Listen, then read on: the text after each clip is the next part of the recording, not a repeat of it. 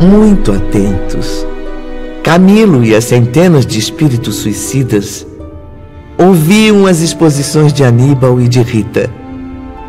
Esclarecimentos sagrados sobre o Cristo que conheciam como homens, mas que ainda não havia sido devidamente apresentado aos seus espíritos. É urgente que cada um de nós, assim como a humanidade inteira, se reeduque sob a orientação das normas cristãs. Não existem superstições, nem fatos anormais na epopeia do cristianismo, como muitos imaginam. Ele não está limitado entre o presépio de Belém ao drama do Calvário, mas se estende das esferas de luz às sombras da terra eternamente. O cristianismo possui bases práticas, trazendo por finalidade a recuperação moral do ser humano. Só a magnífica doutrina exposta por Jesus permitirá a vocês, assim como a toda a humanidade, a oportunidade para a verdadeira reabilitação, para a aquisição de uma nova e elevada moral, de renascimento pessoal e coletivo, de progresso legítimo. Exatamente, Aníbal. Não importa que sejam doutores, sábios, gênios até. De nada servirão tantos títulos se desconhecerem as normas da justiça cristã. É nelas que reside a glória da felicidade eterna, uma vez que a sabedoria sem amor e sem fraternidade é glorificada apenas nas sociedades terrenas. Ah, minha querida irmã Rita, como tem evoluído no dom da palavra. Fico muito grato com a sua preciosa colaboração. Será sempre uma dádiva poder compartilhar o pouco que sei com os senhores. Mas creio que já falei demais. Afinal, esta aula não é minha. De modo algum, minha cara. Fique. Estou certo de que ainda tem muito a colaborar. Aliás, meus amigos, é na primeira aula que costumo apresentar-me aos alunos, coisa que ainda não fiz. Também, depois da majestosa apresentação feita por Sóstenes e Dóris... Tem razão, Rita. Mas como sabe, é necessário que os aprendizes me conheçam ainda melhor para que minhas experiências os estimulem nas novas etapas. Certamente, pois como o irmão Sóstenes nos diz, será sempre de boa pedagogia que um mentor apresente seus próprios exemplos aos alunos. O que tem a dizer, meus irmãos? Que sejam apresentados e seguidos todos os seus exemplos, meu irmão. Não temos dúvida de que obteremos êxito com eles. Antes de tudo, Camilo, devo levar vocês a confiarem em mim, tornando-se meus amigos, considerando-me um espírito digno de ser ouvido e acatado. Que possam observar em mim mesmo um caráter reconstruído pelo amor de Jesus, redimido através dos princípios que deverão conhecer para progredir. Então o jovem Aníbal contou-nos a sua vida. Não apenas a última existência, testemunhada em terras italianas durante a Idade Média, mas as várias migrações no seu giro evolutivo. Mas não pense, caro ouvinte, que foram existências marcadas somente pela fé e pela moral. Aníbal narrou também seus deslizes como espírito em marcha, as lutas pela redenção diante do sacrifício das reparações. Recordou seus primeiros impulsos para o bem, as incansáveis missões inspiradas no arrependimento pelo tempo perdido, tarefas sempre crescentes, cada vez mais árduas. Também o aprendizado resultante de suas reparações, de trabalhos no plano espiritual e no material, a fim de provar a eficiência dos progressos adquiridos. Demonstrou aos aprendizes seu devotamento a Jesus, a quem se uniu por uma dedicação indestrutível. No entanto, Ivone, era com assombro que ouvíamos as palavras de Aníbal traduzidas em imagens na tela do aparelho milagroso. Enquanto falava, a realidade de suas encarnações se reproduziam ali com tanta nitidez que parecíamos vivenciar com ele aquelas incríveis lembranças. O poder da sugestão era tão forte que nossos sentimentos entravam em harmonia com a vontade do mentor e dos seus companheiros ali presentes. Esse fenômeno nos levava a esquecer que não passávamos de meros alunos. Mais completo, real e encantador do que o cinema. Mais convincente que as cenas teatrais. Era a vida em si mesma. Natural, humana, real. Os pensamentos de Aníbal foram passando gradativamente pela tela, enquanto os alunos nem se davam conta de que tratava-se de um aparelho. Porque não o distinguíamos. Estávamos concentrados apenas no conteúdo, nos fatos que se destacariam em nossas mentes como estímulos para o futuro. Cessaram as dramáticas lembranças. Os assistentes desligaram a aparelhagem. O iluminado instrutor adolescente, então, surgia à mente dos aprendizes como um ser muito querido, de quem nunca mais desejariam se separar. Era, por assim dizer, uma comunhão de nossas almas com a de Aníbal, com seus nobres e fraternos anseios. As cenas a que acabaram de assistir, refletidas sobre esta tela, que não é senão um espelho extraordinário do mundo espiritual, foram as minhas recordações. Intactas, vivas, despertadas do fundo da minha consciência. Todos os filhos do Altíssimo, ao viverem suas existências, imprimem nos arquivos da alma todas as trajetórias testemunhadas, as ações, as obras e até os pensamentos que concebem. A longa história de cada um encontra-se gravada neles próprios, assim como a história do planeta, onde já vivemos, está arquivada nas camadas geológicas. Uma epopeia eternamente reproduzida, igualmente arquivada nas ondas luminosas do espaço através do infinito do tempo. Por sua vez, o espírito registra com nitidez idêntica tudo o que a consciência armazenou através da eternidade. Arquiva os pensamentos em seus segredos, reflete-os ou manifesta-os, conforme a necessidade do momento. Tal como fiz agora, irmã Rita, bastando para isso a ação da vontade educada. Vontade educada? O que significa isso, meu nobre instrutor? Será que poderemos usufruir dela algum dia? Ah, meus amigos, se, cursando universidades na Terra, esclarecendo inteligências como homens que foram, houvessem igualmente cultivado os preciosos dons do espírito, capacitando-se aos conhecimentos das ciências psíquicas, certamente não teriam sido derrotados pelo suicídio. Se houvessem educado os bens da alma, agora estariam à altura de compreender minhas expressões mentais sem o auxílio desta aparelhagem. O que acabaram de ver será sempre uma operação muito delicada.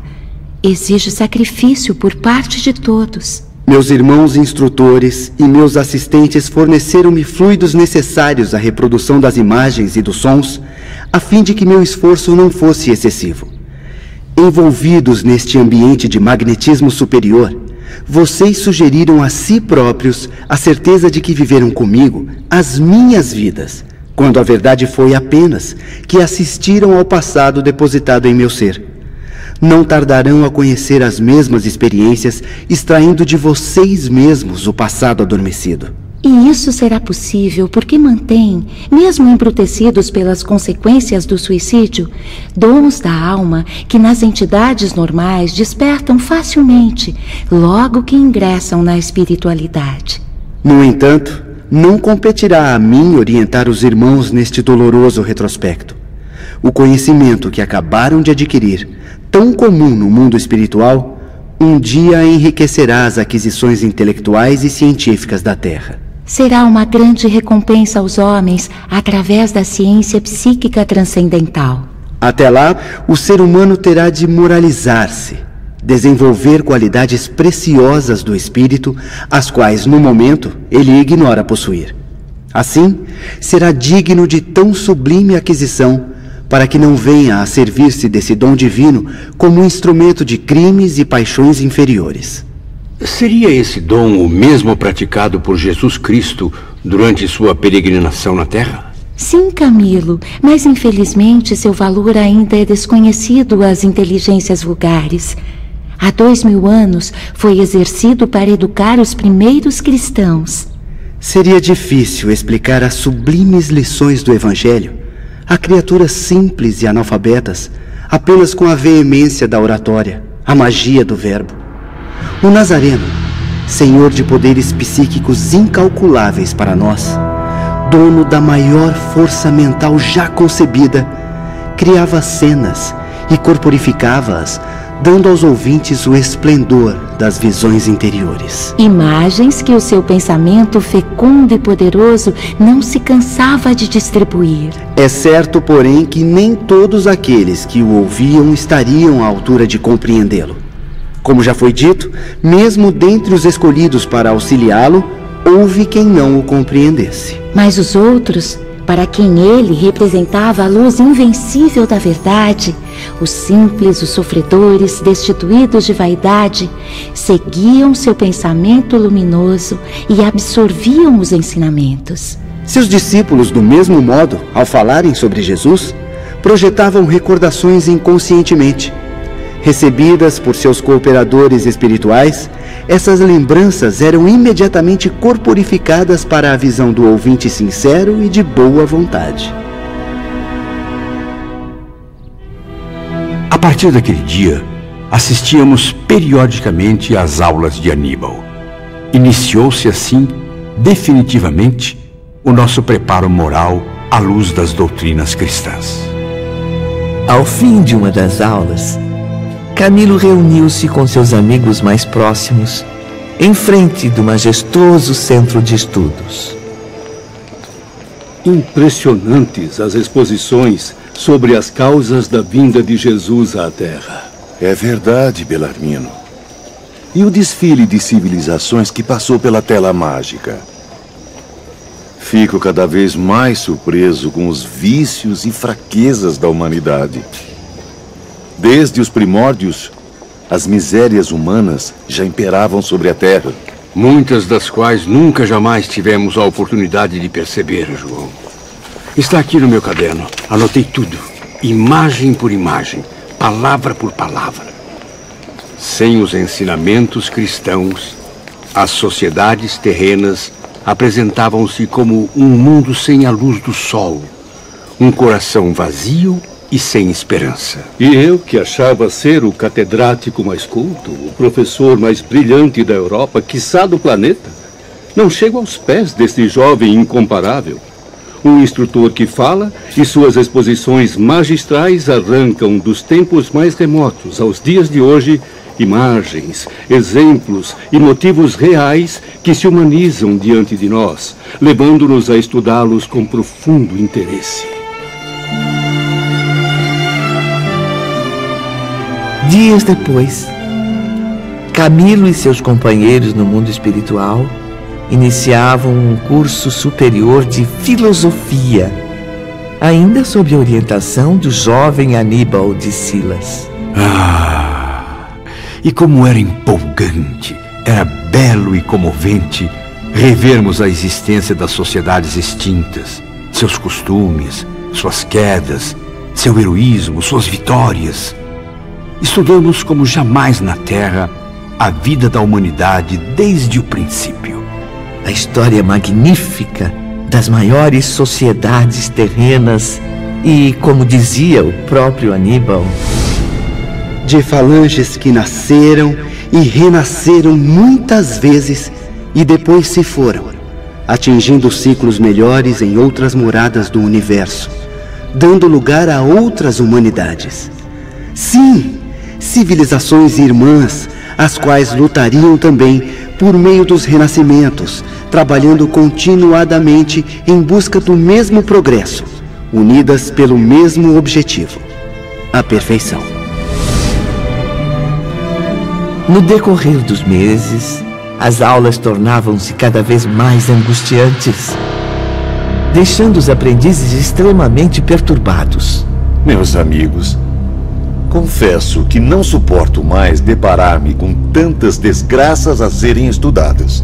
Também me sinto indignado com tantos sofrimentos, problemas, com o egoísmo que permeia a raça humana, tão ignorante da própria finalidade da vida. Não podemos mais ficar indiferentes como meros observadores frios. Fazendo parte dessa humanidade sofredora que desconhece Deus, devemos ser solidários com suas desgraças. Afinal, suas amarguras também são as nossas. A agonia impregnava os seus espíritos, despertando ânsias profundas, estados mentais inconcebíveis ao pensamento humano.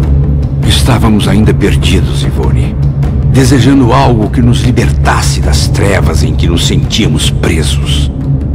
Até que, em certa aula, num dia tranquilo em que palpitavam anseios de esperanças, Aníbal apresentou-lhes a figura inesquecível do bondoso mestre da Galileia.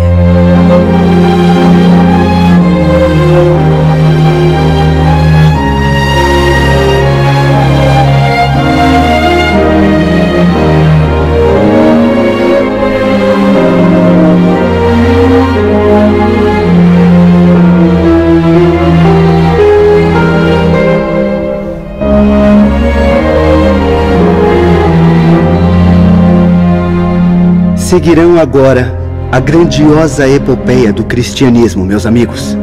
Desde a manjedoura humilde de Belém, transformada em berço celeste. As cenas descritas pelo professor, que tão bem conhecia a época da Boa Nova, mostravam com clareza impressionante as práticas inesquecíveis do divino mensageiro. Os discursos sugestivos, animados pelo colorido vivo dos quadros citados. As lições resplandecentes da mais elevada moral, lançadas à Judéia humilde e oprimida, ecoaram pelos recantos mais longínquos do mundo. Apelos amorosos de confraternização universal para a concretização de uma pátria ideal na Terra. Tudo isso será revelado em nosso encontro de hoje, apresentado ao espírito de vocês como nunca antes na esfera terrestre. Aníbal seguia falando com profundo conhecimento de causa. Citava as maravilhas de um mundo perfeito, cujas normas de governo Jesus oferecia através de sua oratória impecável.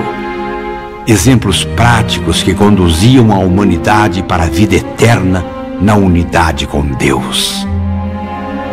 A imagem e as palavras cativantes do médico celeste gravaram-se, por assim dizer, também nas mentes dos aprendizes em traços indestrutíveis.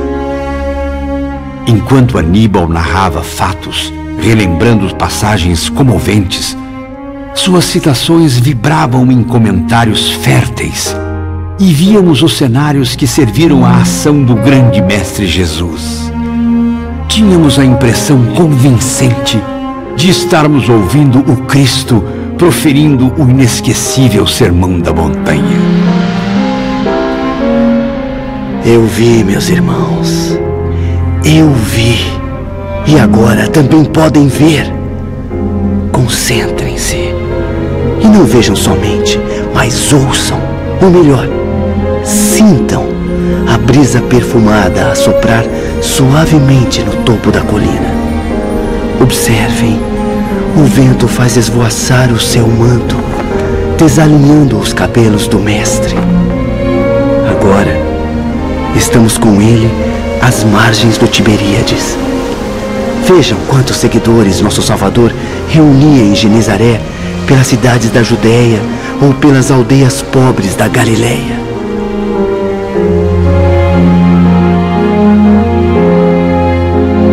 E era como se o seguíssemos também, fazendo parte daquela massa de povo ávido de suas palavras confortadoras, de seus favores sagrados. E por todos os lugares, em conversas com seus seguidores, amigos ou discípulos, no templo explicando aos historiadores as regras da Boa Nova que trazia, ou curando, favorecendo, protegendo, confortando, exaltando, educando, ensinando, redimindo. Pois então, se Sigam esses passos iluminados do Cristo. Assim, serão meus aliados na missão que conduzirei por toda a eternidade. Ensinar a aprender, com Ele mesmo, os caminhos para a reabilitação espiritual e humana. A cada imagem, cada palavra, cada expressão do Filho de Deus, Camilo e seus companheiros tornavam-se mais esperançosos, porém cientes do dever que lhes cabia. E Aníbal continuava. Não apenas a terra recebeu as mensagens da Boa Nova, mas também o astral inferior foi visitado por Jesus. Ele compareceu ali, convertendo espíritos que há séculos permaneciam nas trevas da ignorância, estendendo a todos a mão fraterna e redentora. Porque Ele possui poder suficiente para se apresentar em qualquer local, tornar-se visível. Aníbal disse-nos ainda que a Terra desconhece grande parte dos ensinamentos trazidos por Jesus, rejeitados pela má fé ou pela presunção dos homens. No entanto, meus caros amigos, chegou o momento de a doutrina grandiosa ser devidamente conhecida por todas as camadas sociais. Para isso, a terceira revelação de Deus aos homens já foi fornecida à humanidade em nome do Redentor. E vocês mesmos, que são espíritos, estão convidados a colaborar nesse empolgante movimento chefiado pelo Messias. E de que modo poderemos colaborar, meu jovem mentor? Procurando falar com os homens da terra, João, a fim de revelar a eles tudo isso. Pois a terceira revelação nada mais é do que um intercâmbio de ideias entre os espíritos e a humanidade. Em seguida, Aníbal expôs o drama do Calvário, e os aprendizes conheceram as lutas dos discípulos pela difusão do testamento do grande mestre, o martírio dos humildes e abnegados cristãos, inspirados sempre pela força persistente da fé. Estudamos e analisamos tudo quanto foi possível a nossa mentalidade suportar. E sempre, ao fim de cada aula, os comentários eram entusiasmados. É realmente uma epopeia incomparável. Precisaríamos escrever muitos fascículos para darmos contas à humanidade da extensão dessa doutrina. Tem razão, Belarmino.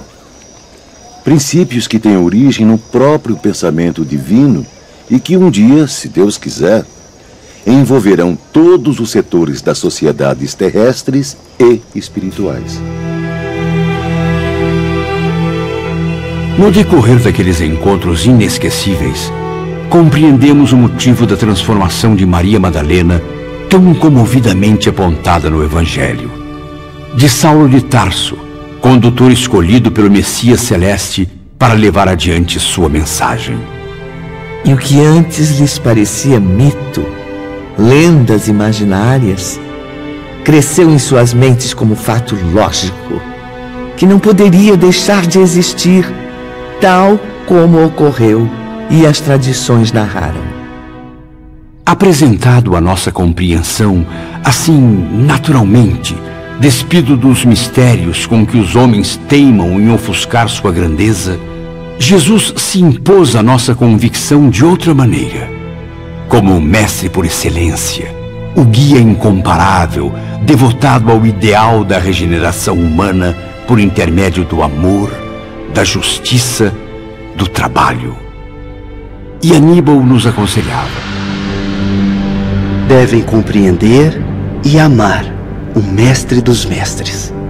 Assim, abastecerão seus corações de fé e de esperança, qualidades indispensáveis ao espírito em marcha de progresso. Esse admirável curso requereu longos anos de dedicação e estudos incansáveis, assim como de exemplificação e prática. Era a iniciação cristã dos espíritos suicidas, rigorosamente ensinada, de forma a não deixar motivos para futuros deslizes morais. Porém, Ivone, a caminhada apresentava-se árdua, longa demais para muitos de nossos companheiros.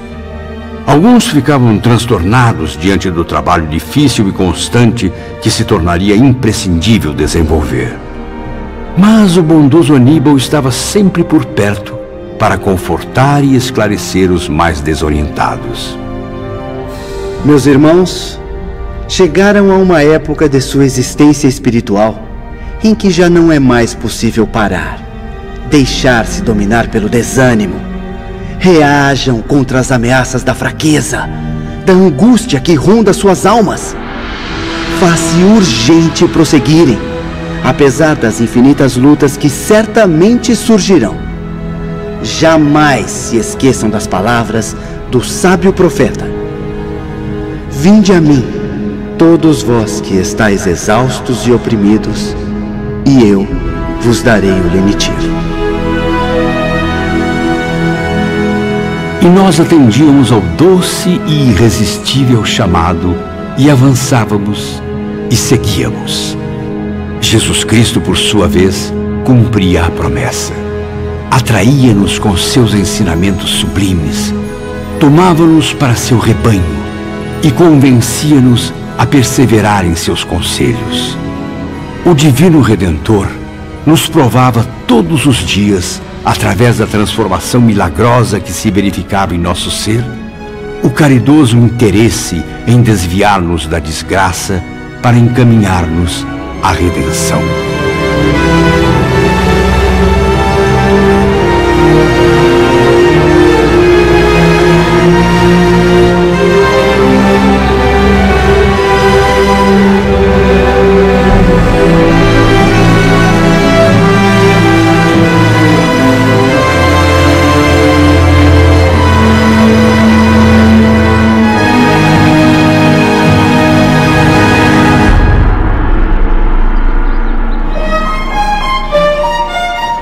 Numa bela manhã ensolarada, Camilo reunia-se com seus amigos enquanto aguardavam a próxima aula. Estavam empolgados, como há muito não se via. Meus caros, a cada novo dia, sinto-me mais atraído por esses ensinamentos. Trouxeram-me tanto conforto que às vezes até me esqueço dos dramas que vivi na Terra e aqui no plano espiritual. É como se as paixões que me desgraçaram estivessem cada vez mais distantes. A verdade é que aqui conseguimos nos esquecer da Terra. Só lembramos dela graças a outros estudos que também experimentamos, sobretudo nas aulas práticas. Mesmo recebendo às vezes a visita de antigos professores, os aprendizes viviam reclusos. Continuava não existindo permissão para saírem da colônia, a não ser em agrupamentos escoltados. Compreendíamos que tal reclusão auxiliaria nosso progresso, e a ela nos resignávamos com paciência e boa vontade. Diariamente, ao entardecer, eram permitidas recreações no grande parque universitário. Reuníamos-nos, então, em grupos e conversávamos por algumas horas. As bondosas mentoras vigilantes de cada grupo geralmente tomavam parte em tais encontros. Também as mulheres, suas irmãs dos departamentos femininos, podiam participar, o que os permitiu ampliar intensamente as relações de amizade.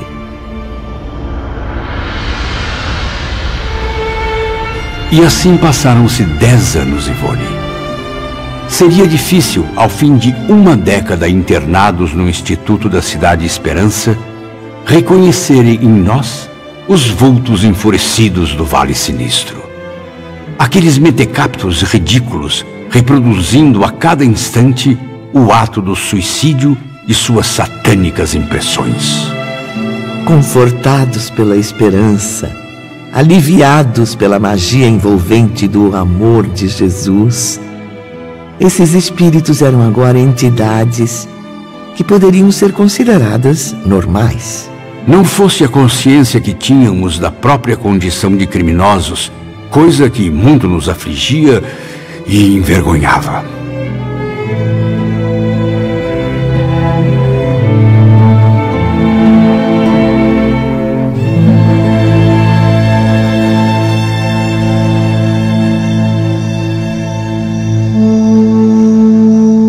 A penumbra caía na cidade Esperança no mundo espiritual e uma forte nostalgia tomava conta de todos. Do templo, situado na mansão da harmonia, partia o convite às homenagens à sua grande protetora, Maria de Nazaré, Mãe do Salvador. Naquele momento memorável, a direção-geral rendia graças ao Eterno. Todos agradeciam os favores concedidos aos que viviam sob o generoso abrigo. E era também quando ordens desciam de mais alto, orientando os trabalhos a serem realizados pelos servos da Legião de Maria. No entanto, não éramos obrigados a orar. Rezaríamos somente se o quiséssemos. Em Cidade Esperança, porém, jamais algum interno se recusou a agradecer ao Divino Mestre ou à sua Mãe querida, através da prece fervorosa, os sagrados benefícios recebidos.